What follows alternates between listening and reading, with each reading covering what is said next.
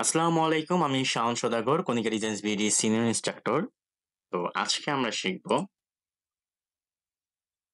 আমরা এখান থেকে rectangle, ellipse, polygon, star, line segment সবকিছুর ব্যবহার শিখেছি।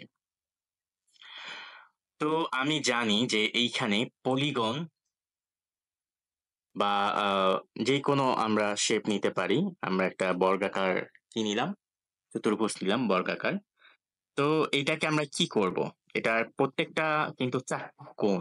দেখতেই পাচ্ছেন এখানে ৪ টা কোণ আছে। তাই না? তো আমি যখন বড় ছোট করতেছি ৪ টা কোণই কিন্তু বড় ছোট হবে এবং আমি কোণ বড় ছোট যেভাবে মন চায় সেভাবে কিন্তু করতে পারবো। শিপ ধরলেই কিন্তু সেটা একুরেট ভাবে আসতেছে। তো আমি চাচ্ছি যে এই কোণাটাকে সিলেক্ট করব। তার জন্য আমাকে ইউজ করতে হবে direct selection tool. Direct selection tool shortcut হচ্ছে A। ওকে?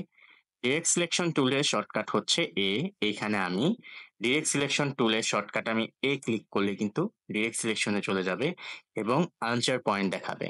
আনচার পয়েন্ট এইটা, এইটা আনচার পয়েন্ট, এটা আনচার পয়েন্ট। এইটাতে যখন আমরা দেখতে পাচ্ছি যে ভরাট আকারে আছে, এটাতে একটাতে ক্লিক করলে দেখেন খালি হয়ে গেছে এবং এটা কিন্তু ভরাট আছে। ঠিক আছে? এটাকে ধরে ক্লিক করে লেফট বাটন ক্লিক করে যদি আপনি এখানে নেন এরকম হবে। এখানে নিলে এরকম। ওই যে ৩ টা কোণ, ৩ টা কিন্তু জায়গা মতোই আছে। এইটা কিন্তু আমি সরাতে পারছি।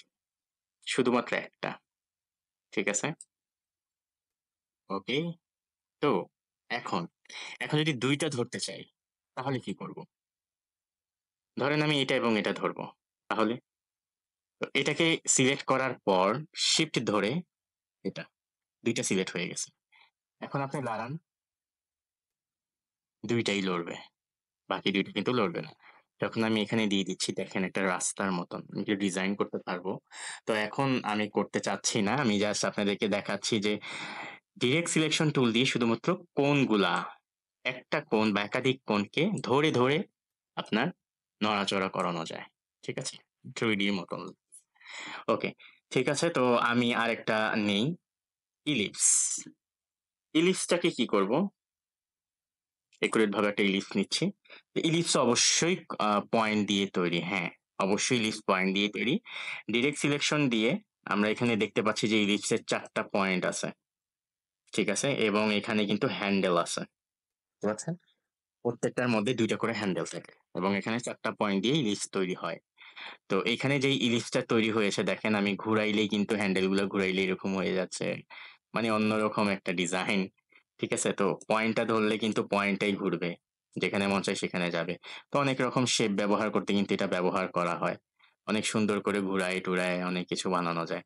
ঠিক আছে? তো যেকোনো হ্যান্ডেল ধরে কিন্তু আপনি ঘুরাইতে পারবেন। ওকে? তো এটাকে ধরে কিন্তু আপনি আনচার পয়েন্ট গুলাকে ধরেও কিন্তু আপনি এইদিকে টান দিতে পারবেন। এটাকে ধরে এইদিকে টান দিতে পারবেন। দেখি বেশ যেই বৃত্ত ছিল অবস্থা কি?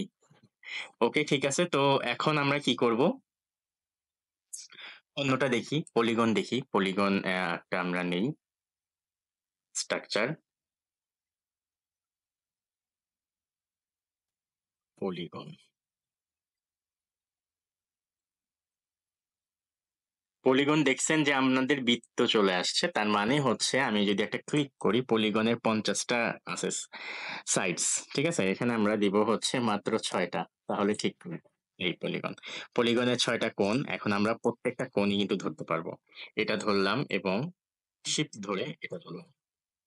বাস দেখতেই পাচ্ছেন বড় হয়ে গেল। ঠিক আছে? ওকে খুব সহজেই কিন্তু আমরা যেকোনো কোণ কিন্তু আমরা ধরতে পারছি ডিরেক্ট সিলেকশন টুল দিয়ে। তো ডিরেক্ট সিলেকশন টুলের ব্যবহার হচ্ছে ঠিক এরকম। তো এরপর হচ্ছে আমরা যেটা করব ডিরেক্ট সিলেকশন টুল দিয়ে সেটা হচ্ছে ধরেন আমি এই কোণটাকে ডিরেক্ট সিলেকশন টুল দিয়ে সিলেক্ট করলাম। আচ্ছা যদি আমি ডিলেটে প্লেস করি তাহলে কি হয়? দেখতেই পাচ্ছেন যে কোণ একটা চলে গেছে এবং আরেকটা কোণ আছে। তবে এটার মধ্যে কিন্তু আরেকটা লাইন নেই। লাইনটা কিন্তু খালি। ঠিক আছে? তো কোনো লাইন আপনার কেটে দিলে তাহলে কিন্তু সেটা কিন্তু আর আসবে না। এটা কিন্তু লাইন ছাড়া হয়ে যাবে।